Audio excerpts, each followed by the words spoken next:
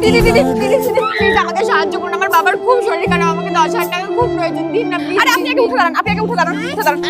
তারপর কি হলো সেটা দেখার আগে এক পাশে যদি টাকার বস্তা আর অন্য পাশে যদি তোমার দুঃখিনী মাকে রাখা হয় তাহলে তুমি কোনটি বেছে নেবে? তুমি যদি আমার মতো মাকে বেছে নাও তাহলে ভিডিওটিতে একটি লাইক করে চ্যানেলটি সাবস্ক্রাইব করে দাও, আর তুমি যদি টাকাকে বেছে নাও তাহলে কিছুই বলার দরকার নেই।